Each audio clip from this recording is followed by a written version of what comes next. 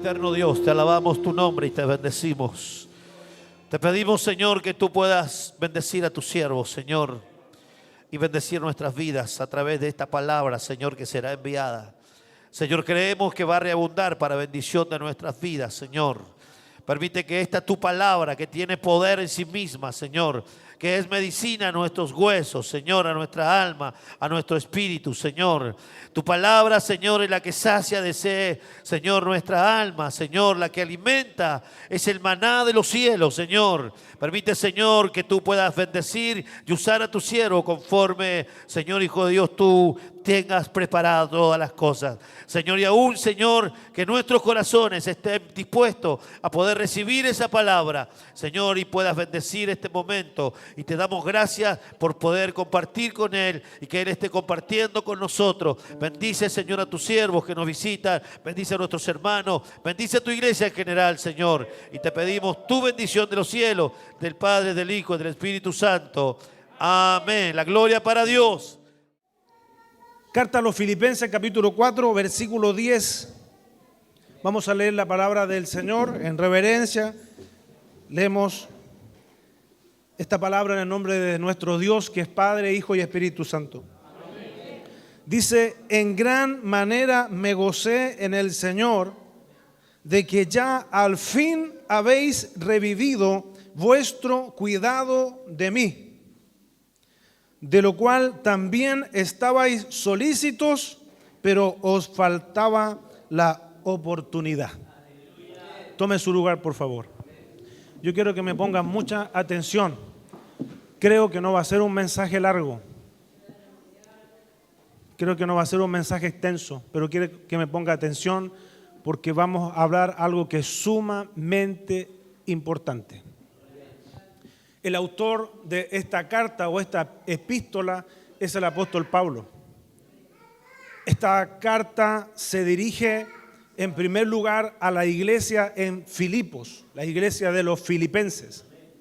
No cabe duda que el apóstol Pablo es un apóstol de Dios, un hombre de Dios, no cabe duda. El apóstol Pablo, el Señor lo usó a este hombre que algunos lo describen como un hombre de pequeña estatura, no un hombre alto, y lo describen como un hombre que no era un buen orador.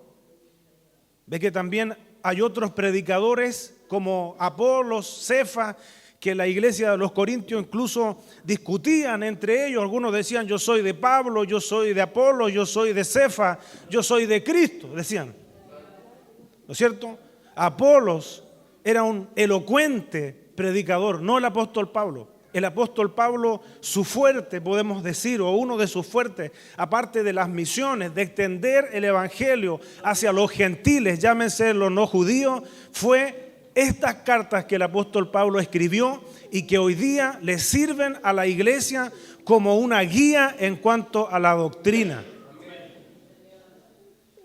Y yo quisiera hoy día referirme a un tema que podríamos quizás titular este mensaje como un tema delicado. ¿Sabe? La sociedad en el mundo entero, hoy, en el mundo usted ve que se está presentando un anarquismo, una rebelión como nunca antes, por lo menos en esta era más moderna. La violencia se está tomando varias ciudades, varios países del mundo, pero no debe sorprendernos porque Jesús dijo que la generación de los últimos tiempos tiene los signos de Noé. Si usted quiere saber cómo eran los tiempos de Noé, tiene que ir a Génesis 6, porque ahí la Biblia nos señala que la tierra estaba llena de violencia y los pensamientos del hombre eran de continuo hacia el mal. Hoy usted ve cómo en la sociedad se está perdiendo el respeto en toda índole, a todo nivel. En Chile, por ejemplo, el pueblo chileno ha sido testigo cómo una estudiante en una oportunidad fue capaz de lanzarle un jarro con agua a la ministra de Educación. Y quizás algunos lo celebran, porque la sociedad está así. La sociedad está rebelde. La sociedad hoy día es diferente, es distinta. Lo dicen incluso varios sociólogos, dicen la sociedad cambió. Incluso, ¿saben? Una oportunidad, un muchacho en plena gira de una presidenta fue capaz de tirarle un escupo a la presidenta. Algunos lo celebrarán, pero la falta de respeto a una persona, que nos guste o no, seamos partidarios o no, es una persona que tiene una investidura y que el pueblo de Dios tiene la responsabilidad escrita en la palabra de orar por todos los que están en eminencia. La responsabilidad de la iglesia no es criticar al gobierno de turno. Nuestra responsabilidad es orar por aquellas personas que están al frente de una nación. Eso es lo que enseña la palabra. ¿Sabe? Lastimosamente y tristemente, estos signos de rebelión. La primera rebelión, ¿usted sabe dónde fue? No fue aquí en la tierra. La primera rebelión fue en el cielo, donde uno de los principales ángeles, arcángel, se rebeló. Fue despedido del cielo, no solo él, sino que otros ángeles con él, y esos ángeles hoy día son los demonios. Fue Satanás. Entonces, cuando vemos signos de rebelión, ¿sabe? Se asocia con el padre de la mentira, Satanás, el diablo. ¿Sabe? Eso lo vemos en el mundo. Pero lamentablemente hoy parece que estos signos de la sociedad comienzan a salpicar a la iglesia. ¿Sabe? Le quiero decir algo. La iglesia no es un club social. Si usted cree que este es un lugar donde se viene a revisar, a analizar la vida de la gente, a tomar unos buenos mates y a hacer y a deshacer, a arreglar el mundo con la boca, se equivocó de lugar, amigo o amiga, porque ese lugar se llama centro de madre. No se llama iglesia. En este lugar nosotros venimos para encontrarnos, para adorar juntos al Señor, para salir de este lugar más santo, porque esta es la reunión de los santos. A eso venimos acá. Yo le digo, lastimosamente y tristemente hoy a la iglesia también le llegan los signos de una sociedad decayente, donde vemos cómo ministerios que hasta hace algunos años eran ministerios, ¿sabe? Que la gente veía con mayor solemnidad, con mayor importancia, como el ministerio pastoral. Hoy día, como nunca antes en la historia, nos encontramos con gente con una sed de posición. Hasta hace algunos días nada más me tocó escuchar a una persona que me decía, me tuvo un buen rato ahí contándome que él cree que su llamado, que su misión es ser pastor. ¿Sabe? Si usted cree que este es un supermercado de ministerio, se equivoca. Este no es un lugar donde yo voy y saco el ministerio que quiero hacer o pago por ese ministerio, porque el que llama es el Señor. Cada uno de nosotros, sobre la vida de cada uno de nosotros hay un ministerio, hay una responsabilidad. Dios se tomó el tiempo antes que usted y yo naciéramos de diseñar en el cielo un propósito para usted y para mí. Si no, vaya al libro de Jeremías en el capítulo 1, versículo 5. El Señor le dice claramente a Jeremías que antes que se formase en el vientre de su madre ya lo había escogido. Y no solamente eso, le dice, te di por profeta a las naciones. Sobre usted, sobre su vida hay un ministerio que lo diseñó Dios en el cielo. Usted fue diseñada para realizar una función, una labor dentro del cuerpo de Cristo. Es una labor que diseñó el mismo Dios, por lo tanto no es necesario que usted elija, porque Dios ya determinó. Sus planes son perfectos, Él lo tiene ya todo estipulado, preparado. Pero nosotros tenemos que rendir nuestra voluntad a la voluntad del Señor. ¿Sabe? Se desvalorizó el ministerio pastoral, porque ahora arrasó toda una ola de apóstoles. Durante muchos años la iglesia de Cristo no supo más de apóstoles que lo que usted ve en la palabra. Pero hoy día, ¿sabe qué? Parece que invaden las ciudades los apóstoles. No importa que pastoreen un pequeño grupo, pero son apóstoles. Porque ya ahora ser un pastor ya no es tan importante, parece. Ahora están los apóstoles. ¿Sabes? Lo peor, ahora está la apostasía. Claro, por eso que nos estamos encontrando con todo esto. Por eso que hay una teología que hemos conocido, o el evangelio de la prosperidad, que uno de sus exponentes, como Benny Hinn, hace algún tiempo reconoció públicamente que se equivocó al haber predicado la teología de la prosperidad, porque la teología de la prosperidad no es el verdadero evangelio. ¿Sabe? Y hoy día parece que todo esto que vemos en la sociedad, con la proliferación de programas donde se analiza la vida de todo el mundo, ve que hoy día hay opinólogos. No importa si terminaron o no terminaron la primaria, la secundaria, pero ¿sabes? Tienen un espacio en la televisión y se analiza la vida de todo el mundo. Eso también llegó a la iglesia. También tenemos opinólogos, opinólogas. Analizamos y revisamos la vida de todos los demás, porque eso está en el ambiente, en la atmósfera. Signos de una sociedad decadente que afectan a la iglesia de hoy. Quiero decirle que nosotros, cada uno tiene una responsabilidad personal delante de Dios. Usted va a tener que dar su propia cuenta delante del Señor. El apóstol Pablo dijo: es necesario que todos comparezcamos ante el tribunal de Cristo para recibir el galardón según lo que hayamos hecho mientras estuvimos en la carne. Vayámonos preparando, porque un día vamos a estar frente a frente al Señor. No le digo para que le dé miedo, sino que para que hagamos las cosas como tenemos que hacerlas. En medio de todo esto, como les digo, se ha desvalorizado, se ha subestimado ministerios como el ministerio pastoral. Y es cierto que hoy día se unge pastores y se nombra pastores hasta por teléfono. Vive el Señor que le estoy diciendo la verdad.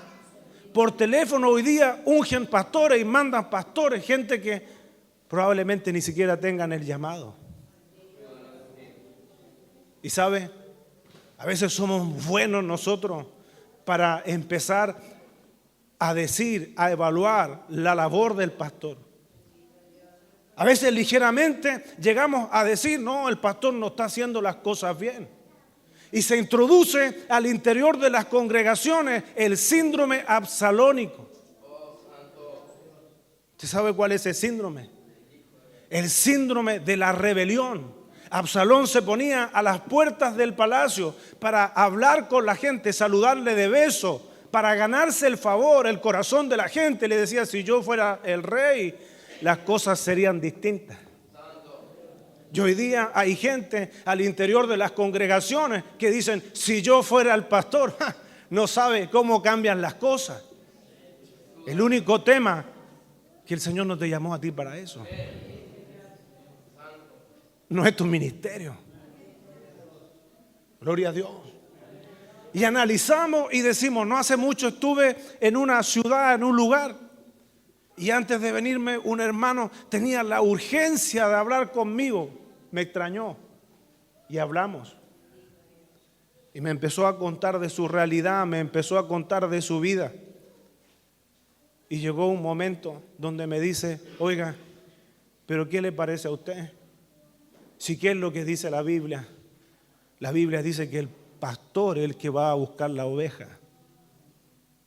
Cuando me dicen eso, uno ya sabe para dónde va la micro. El colectivo en el caso suyo. Sí, hermano, le dije: ¿es verdad? Sí. Lucas 15 tiene una trilogía de parábolas, 3 parábolas, lo que algunos consideran el centro del evangelio. Es verdad que aparece la parábola de la oveja perdida. Pero yo quiero decirle que en la iglesia de hoy no solamente hay ovejas. Escúcheme. En la iglesia de hoy también hay cabritos. Mateo capítulo 25 dice que una de las primeras cosas que el Señor va a hacer, va a apartar a las ovejas de los cabritos. Quiero decirle que las congregaciones de hoy no solamente están compuestas por trigo. Esto es fuerte, pero está en la palabra. También hay cizaña y crece juntamente con el trigo. Y se parece la cizaña al trigo. Son muy parecidas, pero no es lo mismo. ¿Sabía usted que la cizaña incluso puede llegar a ser venenosa? La cizaña no sirve para nada, la cizaña no alimenta, pero crece juntamente con el trigo. Y los discípulos, cuando escuchan esa enseñanza de Jesús, le dicen: a ver, pero saquemos la cizaña. Jesús le dijo: no, déjenla. No vaya a ser que por sacar cizaña también arranquen trigo, pero llegará la hora, llegará el momento donde el trigo será separado de la cizaña. Y este hombre me dice eso. Este hombre me dice: ¿qué le parece? Si de acaso nos dice la Biblia, ve que todos sabemos un poquito de Biblia y tratamos de acomodarla a nosotros. Sí, le dije, es verdad. Pero también de lo que aprendemos en esa enseñanza de los primeros versículos de Lucas 15, es que cuando el pastor va a buscar a esa oveja, no le pidió por favor. La oveja no le dijo: no, sí, vamos a pensarlo, vamos a orar, a ver si regresamos o a ver si regreso. No, fue el pastor y se trajo a la oveja de vuelta, porque la oveja no es un animal que pueda defenderse a sí mismo. La oveja es un animal torpe. La oveja sabe lo mejor que tiene. No es su visión, es su audición. Por eso que Jesús dijo: mis ovejas, no dijo Jesús, mis ovejas me ven. Dijo: mis ovejas oyen mi voz y me reconocen. Y fue el pastor y la trajo de vuelta. Entonces le explicamos eso al hombre. Pero también le dije: pero ¿sabe qué? También Jesús ahí en ese mismo pasaje habló del hijo pródigo. Y yo le pregunto: ¿quién fue a buscar al hijo pródigo?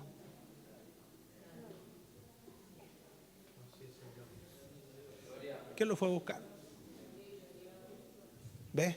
Le dije: ¿sabe qué, hermano? Tenemos que aprender nosotros que nosotros personalmente tenemos que aprender a tener una relación, un vínculo con el Señor. No que nos estén invitando a venir a la iglesia, no que cada tanto nos tengan que estar enviando mensajitos. Usted tiene que crecer, usted tiene que madurar en el Señor. Usted tiene que cada día irse ensanchando en su conocimiento del Señor, empezar a ser un cristiano maduro. Claro.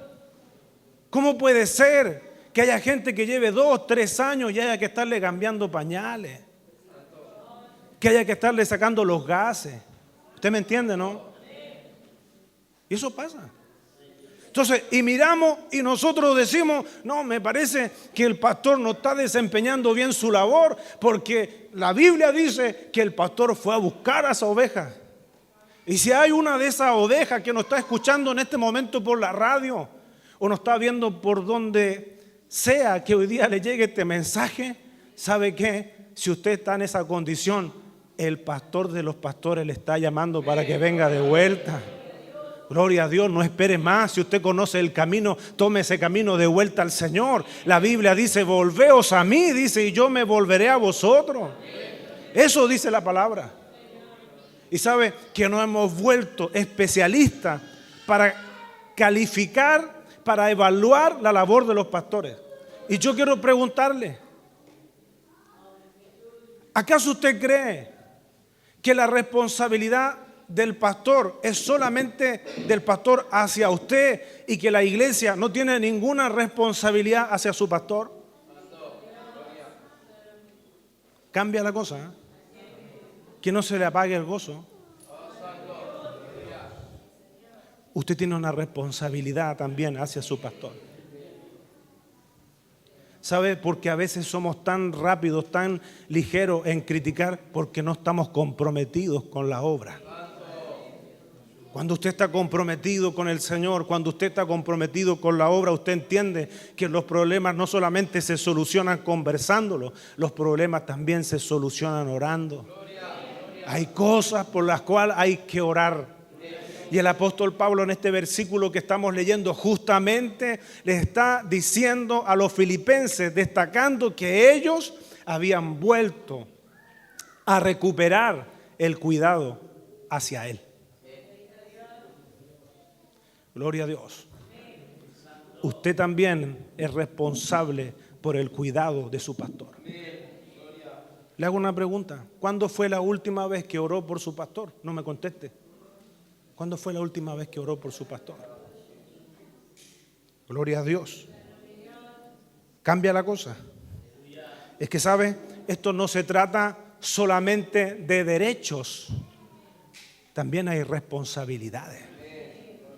Tenemos que estar comprometidos con la obra. Otra traducción dice: estoy muy contento al ver de nuevo. Estoy muy contento de ver de nuevo. Ustedes se preocupan por mi bienestar. Sé que siempre se han preocupado por mí, pero no habían tenido oportunidad de demostrármelo. ¿Sabe? El apóstol Pablo es bien elegante, si se quiere, a la hora de hablarle que ellos habían dejado de cumplir una responsabilidad. Pero avancemos un poquito más. Primera de Timoteo, capítulo 5, versículo 17. Dice: los ancianos que gobiernan bien sean tenidos por dignos de doble honor. Esa palabra honor es la misma palabra que se utiliza ahí para la que nosotros conocemos como honorario, remuneración. Mayormente los que trabajan en predicar y enseñar. Dice pues la Escritura, dice: no pondrás bozal al buey que trilla, y digno es el obrero de su salario. Todavía anda gente por ahí que dice que el trabajo pastoral no es un trabajo. ¿Sabía usted que ahora que tenemos más herramientas, más facilidad para estudiar la palabra, todavía hay gente que cuestiona y dice: no, cree que el ministerio no es un trabajo? Y acá, ¿qué es lo que está diciendo la palabra? En Primera de Corintios capítulo 9, versículo 14 dice: así también ordenó el Señor a los que anuncian el evangelio que vivan del evangelio. Lo dice la palabra, ¿eh? ¿Sí? Primera de Corintios capítulo 9, versículo 17. Vamos a Hebreos capítulo 13, versículo 7. Dice la palabra del Señor: acordaos de vuestros pastores que hablaron la palabra de Dios. Y sigue diciendo: considerad cuál haya sido el resultado de su conducta e imitad su fe. Otra traducción dice: tengan en cuenta a sus líderes que les enseñaron el mensaje de Dios. Piensen cuál fue el resultado de su buena manera de vivir e imiten su fe. Este capítulo 13 de Hebreos, si usted ve el título en la versión Reina Valera, dice arriba: deberes cristianos. Échele una leída después en la casa. Esto no es solamente obligaciones hacia nosotros. Nosotros también tenemos deberes que cumplir. No es solamente derecho. Y miren lo que dice el versículo 17. Aquí, si quiere, puede reemplazar el amén por un ay. Está autorizado, autorizada. Si quiere decir ay, diga ay. Dice la palabra del Señor, Hebreos capítulo 13, versículo 17: obedeced a vuestros pastores. Gloria a Dios. Mire, fíjese que la palabra no dice si queremos. No es una sugerencia. Esto es una instrucción. La palabra dice bien claro: obedeced a vuestros pastores. Oiga, y aquí a mí me parece que esto ya le pone un sello ya, el autor de Hebreo. Porque dice, no sé si su Biblia dice lo mismo, a lo mejor usted tiene la versión de los mormones. Gloria a Dios. Dice, y sujetaos a ellos. Escúcheme, ¿puede haber sujeción si no hay obediencia? Se la pregunto al revés. ¿Puede haber obediencia si no hay sujeción? Aquí está como reafirmado. Obedeced a vuestros pastores y sujetaos a ellos, porque ellos velan por vuestras almas. Y aquí viene una parte que a mí de chiquitito me quedó muy claro, ¿eh? Porque dice la palabra, como quienes han de dar cuenta, para que lo hagan con alegría y no quejándose, porque esto no es provechoso. Tenemos una responsabilidad ante nuestros pastores. ¿Sabe? Juan, en una de sus cartas, dice que si alguien dice que ama a Dios y no ama a su hermano, dice que es mentiroso. Dice la palabra. Si alguien dice obedecer a Dios y no obedece a la autoridad puesta por Dios, porque la Biblia dice en la carta a los Efesios que Dios constituyó, Dios mismo, Él constituyó algunos profetas, evangelistas, apóstoles, pastores y maestros. O sea, ¿sabe qué? Hay pastores que son puestos por Dios. Entonces, si usted dice obedecer a Dios, amar a Dios, respetar a Dios y no respeta a su autoridad, se la mete en el bolsillo, ¿sabe qué? Usted no está respetando, usted no está honrando a Dios. ¿Sabe? Tenemos que entender algo. El apóstol Pablo, en una de sus cartas a los Corintios, dice, no queremos que Satanás nos saque ventaja. Por favor, nadie converse. Dice la Biblia, no queremos que Satanás nos saque ventaja, pues no ignoramos sus maquinaciones. Escúcheme lo que le voy a decir. Escúcheme con atención, por favor. El reino de las tinieblas tiene sus servidores. Hay gente que sirve a Satanás. Hay gente que está elevando plegarias y sacrificios para la destrucción de los pastores, de los líderes cristianos. Si usted no lo cree, averigüe. Hace poco, muy cerca donde vivimos ahí, en la ciudad de San Rafael, hubo como una especie de convención, cumbre de brujos. Y un pastor me dijo a mí, ¿sabe lo que están haciendo? Ellos están empeñados en que caigan los pastores. Yo digo, ¿sabe? Nosotros somos bastante ilusos.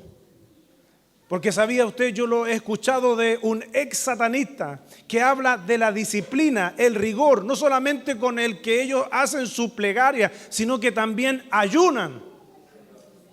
Ayunan para que la iglesia vea estorbada su labor. El enemigo, ¿sabe? Para que se introduzca sigilosamente, causando división, torciendo las mentes. Por eso, si hay alguien aquí en esta noche que ha sido infectada con el virus de la rebelión, en esta misma noche rinda su vida a Cristo para que el Señor purifique su corazón. El Señor tiene un plan maravilloso para tu vida y el enemigo es el padre de la mentira, lo dijo Jesús. Dijo que mentiras habla y no hay verdad de él. Cuando habla mentira, de lo suyo habla. Vea usted el final que han tenido varios rebeldes en la Sagrada Escritura. Yo le hablaba, por ejemplo, del mismo Absalón. Mire cómo terminó. Es que si Dios quiere exaltarte, si Dios quiere promoverte, la Biblia dice: humillaos pues bajo la poderosa mano de Dios y Él os exaltará, dice la Biblia, cuando fuere tiempo. Dios es experto en abrir camino, Dios es experto en prepararnos, en capacitarnos. Cuando llega el tiempo, el Señor nos promueve. Pero Dios tiene una escuela, Dios no improvisa como nosotros. Gloria a Dios. ¿Sabe? Tenemos que aprender entonces a honrar, a obedecer, a sujetarnos a nuestras autoridades en el Señor. ¿Sabía usted que su pastor es el hombre de la bendición? Si no, vea lo que dice el Salmo 133, que hace poquito mencionaba a un hermano. Comienza diciendo: mirad cuán bueno y cuán delicioso es habitar los hermanos juntos y en armonía. Y luego dice que es como el buen óleo. ¿Sabe hasta dónde llega ese buen óleo? Habla de Aarón. Aarón, en la figura del sacerdote, llega hasta el borde de las vestiduras. Tenemos que entender que la persona que Dios pone por delante es la persona que nos trae la bendición de parte del Señor. ¿Sabe que a mí me admira bíblicamente, para ir terminando? Me admira que hay una mujer en la Biblia, en el Antiguo Testamento, que supo ver que había un hombre de Dios, un siervo de Dios. Esa mujer, ¿sabe? Cuando vio que ese hombre era un profeta, un hombre de Dios, habló con su esposo, gente acomodada, y le dijo a su esposo: hagamos una habitación para cuando venga el profeta lo recibamos aquí, se quede en la casa. Tenemos que entender, hermano, hermana, que los hombres que Dios levanta transportan la bendición. Es una bendición cuando tienes al siervo de Dios en tu casa. Gloria a Dios. Eso es lo que vemos en esa mujer, en la tsunamita. Ella lo entendió. Y sabe, por ese gesto, por esa acción, ella fue bendecida.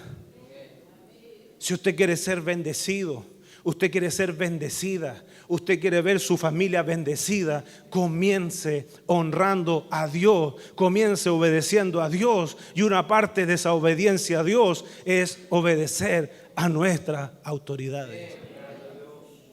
Gloria al Señor.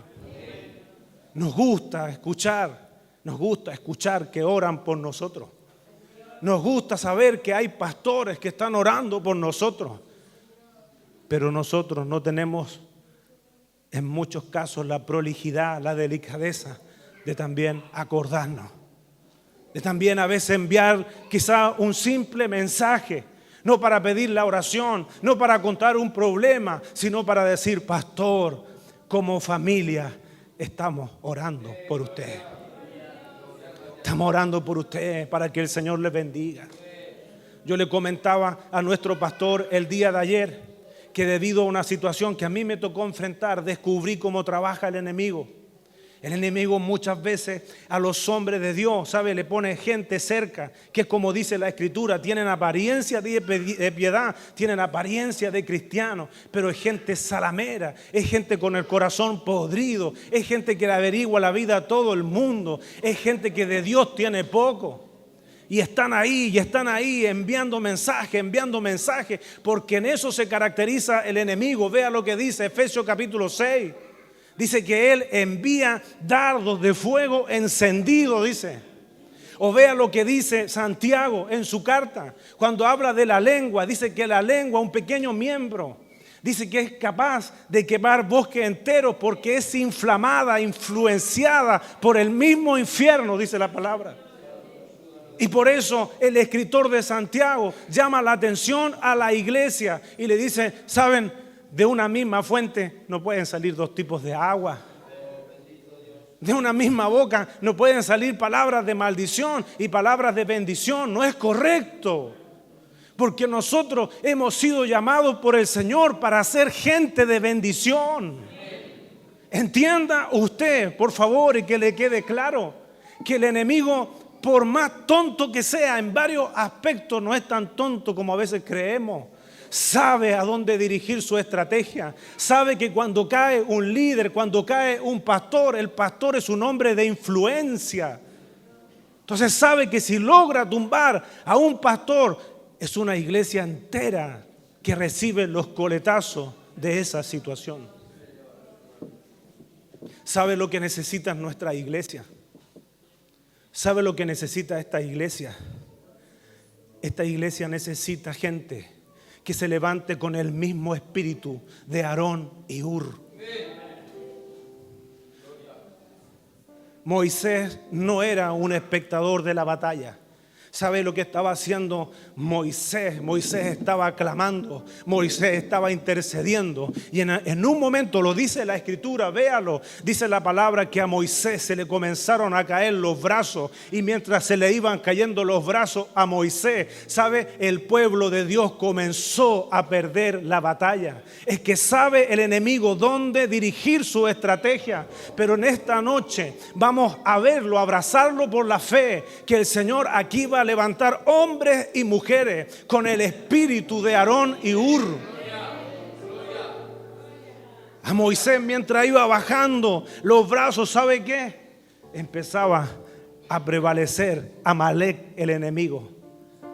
Pero llegaron dos varones, Aarón y Hur, y comenzaron a levantar los brazos del hombre de Dios, y el pueblo ganó la batalla.